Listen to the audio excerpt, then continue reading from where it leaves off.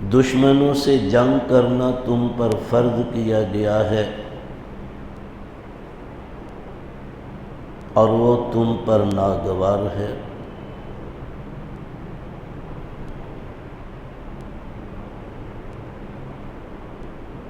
ہو سکتا ہے ایک چیز جو تمہیں ناگوار ہو وہی تمہارے حق میں بہتر ہو،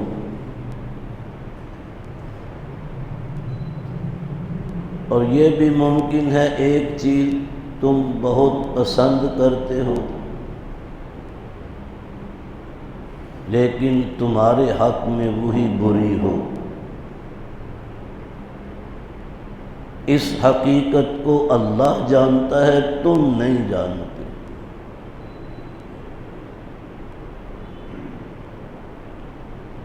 بزرگان محترم، برادران عزیزم،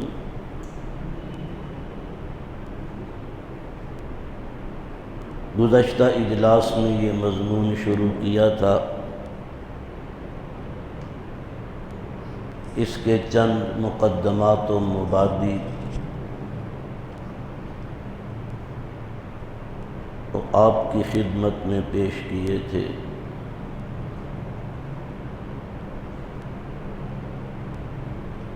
یہ بات توجہ سے سمجھ لیں،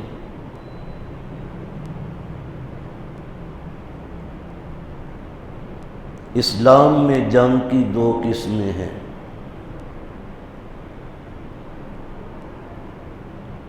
جسے ہم جنگ کہتے ہیں، لغت عرب میں اس کو کہتے ہیں قتال۔ جیسے ابھی آپ نے اس آیت کریمہ میں سنا کہ کتب علیکم القتال۔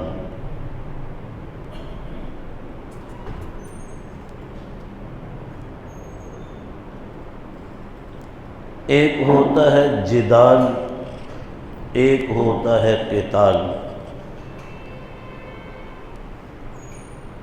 جدال عربی زبان میں زبانی لڑائی جھگڑے کو کہتے ہیں،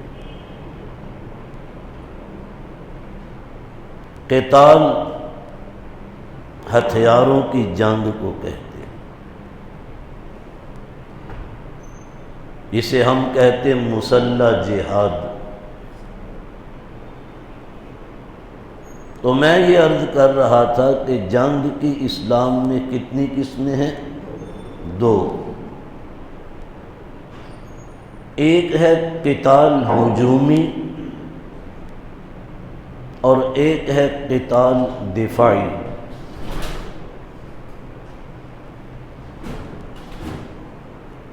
قتال ہجومی کیا ہے؟ مثلا خود نبی کریم صلی اللہ علیہ وسلم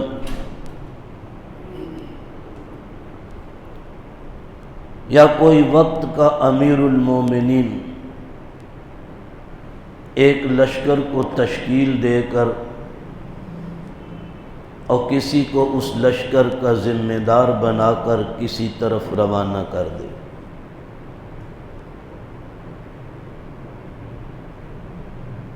تو جتنے لوگوں کو بھیجا گیا قتال صرف ان پر فرض ہے۔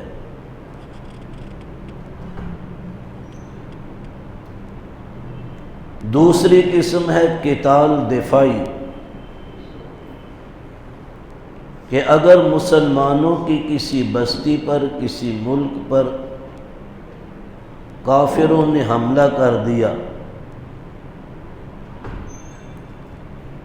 اب جتنے وہاں کے رہنے والے ہیں سب پر جہاد اور قتال فرض ہو جائے گا۔ حدیبیہ کے مقام پر معاہدہ ہوا ہے، معاہدے میں شرط لکھی گئی ہے، دوسری بھی شرائط ہیں، یہ بھی کہ مدینے سے کوئی بھاگ کر مکے آ گیا ہم واپس نہیں کریں گے، مکے سے جائے گا تمہیں واپس کرنا پڑے گا، یہ شرط ہے۔ جانبین سے دستخط ہوئے۔ اچھا اب جو کوئی آتا مکے سے واپس کیا جاتا۔ جب دیکھا کہ یہ تو میں واپس کر دیا گیا ہوں، 2 آدمی لینے کے لیے آئے کہ معاہدہ ہے آپ کے ساتھ، یہ آدمی ہمارا بھاگ کر آپ کے پاس آ گیا، اسے ہمارے حوالے کر۔ حضور نے بھیج دیا صلی اللہ علیہ وسلم۔ جس کو واپس بھیجا وہ جانتا ہے کہ جس ستم کے پہاڑ مجھ پر پہلے توڑے جاتے تھے اس سے بڑھ کر اب ظلم ہوگا، جانتا ہے۔ راستے میں باتیں کر رہا ان دونوں سے جو لینے آئے، کہتا ہے یار تلوار تو تیری بڑی عمدہ ہے، لگتا ہے بڑی قیمتی ہے۔ وہ اس طرح کی چکنی چپڑی باتیں کی۔ اس نے کہا ہاں میں نے اس پر بہت پیسے لگائے، اس کی بڑی حفاظت کرتا ہوں، اس کو سائیکل کرایا، یوں کیا وہ کیا۔ ارے دکھاؤ تو،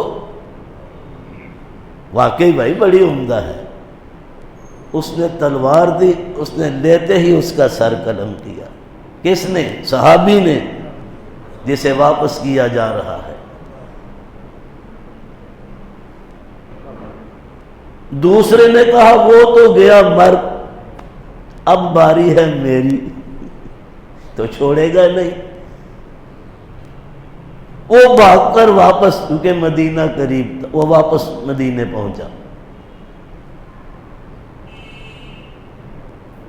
کہ آپ نے جو آدمی واپس بھجوایا، ایک کو تو اس نے قتل کر دیا، اور اب وہ میرے قتل کے در پہ ہے، میں تو بھاگ کر جان بچا کر آ گیا۔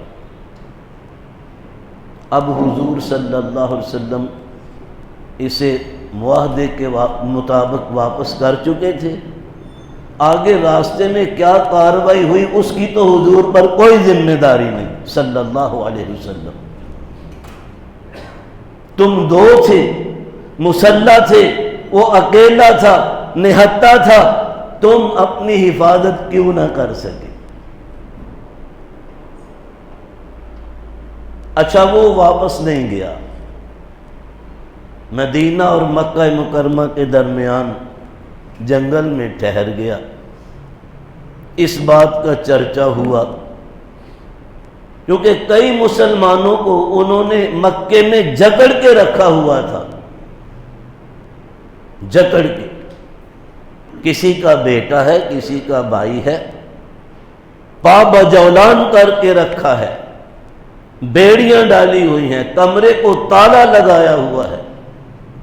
ہاں یہی حدیبیہ کے مقام پر جو سہیل ابن عمر مشرکوں کی جانب سے وکیل تھا، اس وقت تک وہ ابھی مسلمان نہیں ہوا، اس وقت ان کا وکیل ہے، مشرکین عرب کا۔ نبی علیہ السلام کا ان کے ساتھ جو معاہدہ ہو رہا، سیدنا علی رضی اللہ عنہ وہ لکھ رہے، جو ریٹن لکھوائی جا رہے۔ لکھا انہوں نے محمد الرسول اللہ۔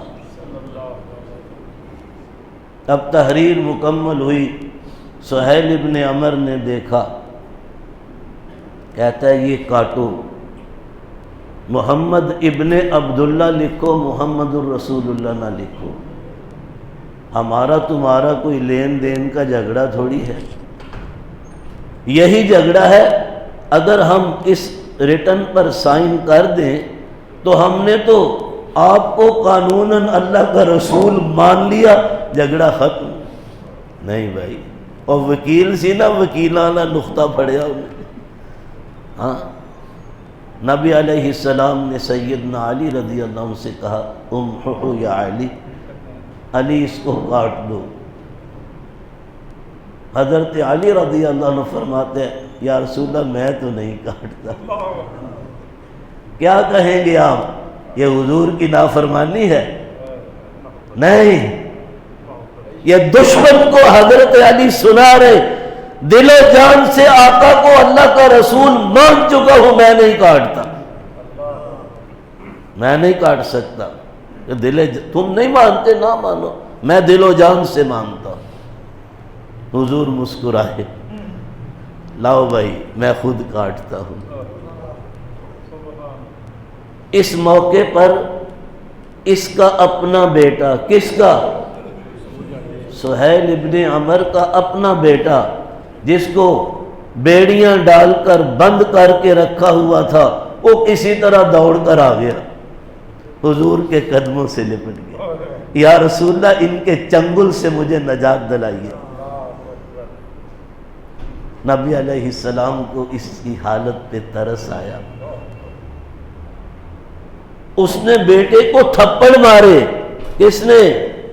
سہیل ابن عمر نے۔ واپس چلو،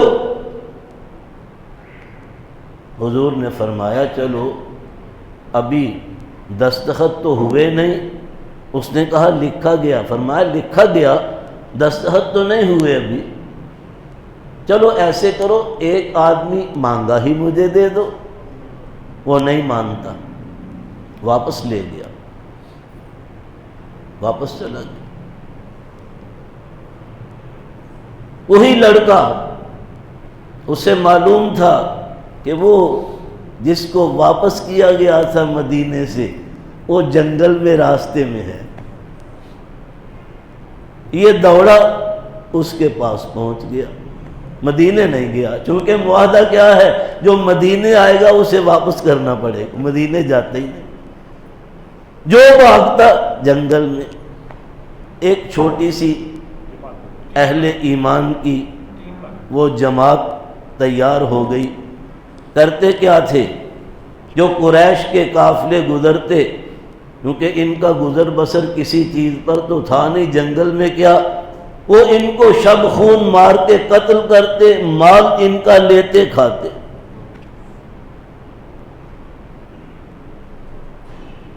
کیونکہ وہ تو کسی معاہدے میں داخل ہی نہیں۔ معاہدہ کیا تھا؟ جو مکے سے بھاگ کر مدینے آئے گا واپس کرو گے، تمہارا مدینے سے کوئی مکے پہنچے ہم واپس نہیں کریں گے، ٹھیک ہے؟ جو دار الاسلام کو چھوڑ کے خود دار الکفر میں جاتا ہے ہمارے کام کا ہے ہی نہیں، سیدھی بات ہے۔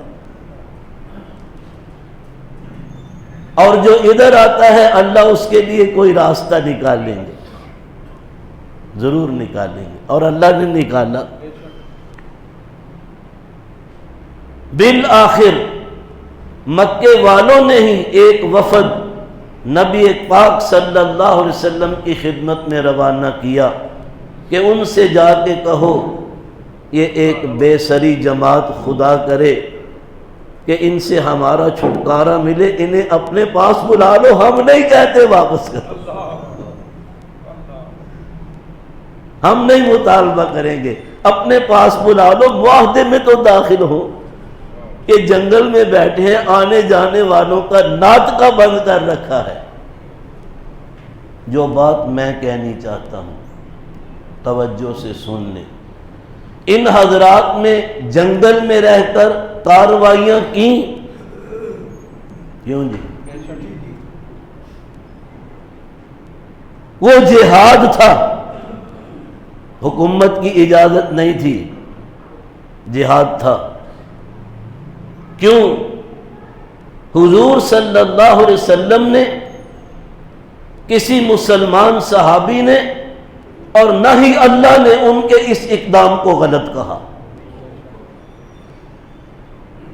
اللہ قادر ہے، قرآن میں نازل کر دیتے کہ یہ حکومت کی اجازت کے بغیر جو کر رہے ہیں یہ جہاد نہیں، اللہ نے کہا، پورا قرآن ہے، اللہ نے نازل نہیں کیا۔ نبی علیہ السلام نے ان کی حرکت کو برا کہا، وہ بھی جہاد ہے۔ کسی صحابی نے ان کے عمل کو غلط کہا، جب اللہ اس کے رسول نے نہیں کہا صلی اللہ علیہ وسلم تو اور کوئی کیا جسارت کر سکتا ہے کہنے کی؟